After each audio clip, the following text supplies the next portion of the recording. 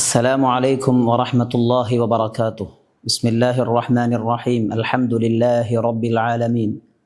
اللهم صل وسلم على رسولك وحبيبك سيدنا محمد وعلى آل سيدنا ومولانا محمد.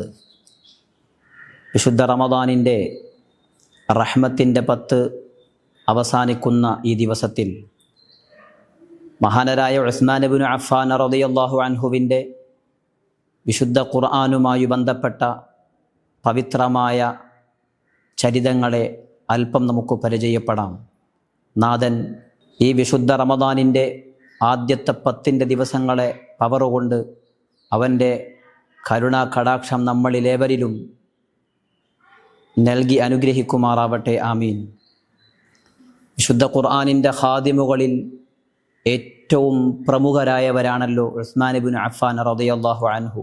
ഇമാം ബുഖാരി റളിയല്ലാഹു അൻഹു നിവേദനം ചെയ്യുന്ന 4702 ഹദീസ്. ആ ഹദീസിൽ മഹാനായ ഹുദൈഫ റളിയല്ലാഹു അൻഹുവിൻ്റെ അഭിപ്രായങ്ങൾ വളരെ പ്രസക്തമായി രേഖപ്പെടുത്തിയിട്ടുണ്ട്. ഉസ്മാൻ ഇബ്നു അഫ്ഫാൻ റളിയല്ലാഹു അൻഹുവിനോട് ഇറാഖിൻ്റെ പ്രവശ്യകളുമായി ബന്ധപ്പെട്ട് ചുമതലയുള്ള ഹുദൈഫ റളിയല്ലാഹു അൻഹു പറയുന്നുണ്ട്, വിശുദ്ധ ഖുർആനിൻ്റെ വിഷയത്തിൽ അർമേനിയ, അസർബൈജാൻ പോലെയുള്ള പ്രവിശ്യകളിൽ അവിടെ ഭിന്നാഭിപ്രായങ്ങൾ ഉടലെടുത്തു തുടങ്ങിയിട്ടുണ്ടെന്നും യഹൂദികളും ക്രിസ്തീയരുമൊക്കെ അവരുടെ ഗ്രന്ഥങ്ങളിൽ വിഭിന്നാഭിപ്രായങ്ങൾ കൊണ്ടുവന്നതുപോലെ അതിലും കൊണ്ടുവരൽ പ്രയാസകരമാവില്ലേ, ഇടപെടേണ്ട സമയമായിട്ടുണ്ടെന്ന് ഉസ്മാൻ ഇബ്നു അഫ്ഫാൻ തങ്ങളോട് ഉണർത്തുകയും മഹാനായ ഹഫ്സ റളിയല്ലാഹു അൻഹുവിൻ്റെ അടുത്തേക്ക് മഹാനായ ഉസ്മാൻ ഇബ്നു അഫ്ഫാൻ റളിയല്ലാഹു അൻഹു വിശുദ്ധ ഖുർആനിൻ്റെ യഥാർത്ഥ പ്രതി എത്തിക്കുന്നതിന് വേണ്ടി ദൂതനെ അയക്കുകയും സെയ്ദ് ഇബ്നു സാബിത്ത് റളിയല്ലാഹു അൻഹു, അബ്ദുല്ലാഹി ഇബ്നു സുബൈർ റളിയല്ലാഹു അൻഹു, സഈദ് ഇബ്നുൽ ആസ് റളിയല്ലാഹു അൻഹു, അബ്ദുറഹ്മാൻ ഇബ്നുൽ ഹാരിസ് തുടങ്ങിയ പ്രമുഖരായ സ്വഹാബികളെ ആ പ്രധാന പ്രതിയിൽ നിന്നും പകർത്തി എഴുതാൻ നിർദ്ദേശിക്കുകയും മറ്റെല്ലാ ദേശങ്ങളിലേക്കും ഇവർ പകർത്തിയ കോപ്പികളെ മഹാനായ ഉസ്മാൻ ഇബ്നു അഫ്ഫാൻ റളിയല്ലാഹു അൻഹു കൊടുത്തയക്കുകയും ചെയ്ത് വിശുദ്ധ ഖുർആനിൻ്റെ ഇടപെടേണ്ട സമയത്ത് വിശുദ്ധ ഖുർആനിൻ്റെ ഏറ്റവും മഹിതമായ ഖിദ്മ ചെയ്ത മഹാവ്യക്തിത്വമായിരുന്നു ഉസ്മാൻ ഇബ്നു അഫ്ഫാൻ റളിയല്ലാഹു അൻഹു. ഈ ഉസ്മാൻ ഇബ്നു അഫ്ഫാൻ റളിയല്ലാഹു അൻഹുവിൻ്റെ ചരിത്രം വിശുദ്ധ ഖുർആനുമായി ബന്ധപ്പെട്ടതു മാത്രമല്ല, വിശുദ്ധ ഖുർആൻ അവിടുത്തെ ജീവിതത്തിൻ്റെ ഭാഗമായിരുന്നു എന്ന് നമുക്ക് മനസ്സിലാക്കാൻ സാധിക്കും. വിപ്ലവകാരികൾ മഹാനായ ഉസ്മാൻ ഇബ്നു അഫ്ഫാൻ റളിയല്ലാഹു അൻഹുവിനെ കൊല്ലുന്നതിന് വേണ്ടി കടന്നു വന്ന ഘട്ടമുണ്ട്.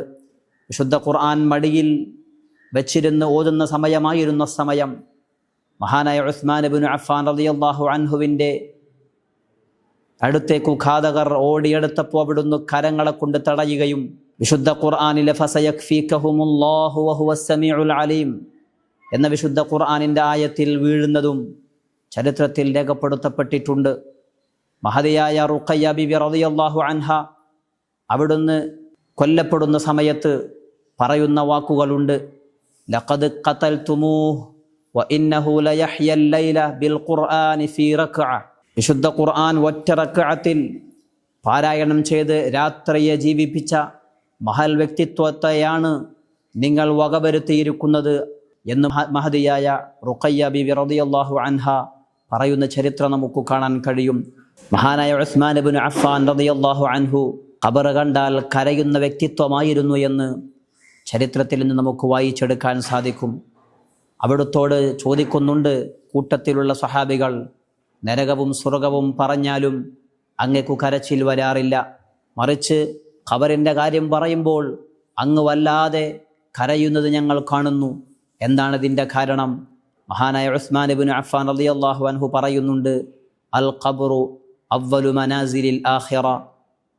ആഖിറത്തിൻ്റെ ആദ്യത്തെ പടിയാണ് ഖബർ എന്ന് പറയുന്നത്. അതിൽ രക്ഷപ്പെട്ടാൽ ശേഷമുള്ളതെല്ലാം രക്ഷയാണ്. അതിൽ രക്ഷ പ്രാപിച്ചില്ലെങ്കിൽ ബാക്കിയുള്ളത് മുഴുക്കയും പ്രയാസമാകുമല്ലോ എന്നതുകൊണ്ടാണ് ഞാൻ കരയുന്നത് എന്ന് മഹാനായ ഉസ്മാൻ ഇബ്നു അഫ്ഫാൻ റളിയല്ലാഹു അൻഹു പറയുന്നുണ്ട്.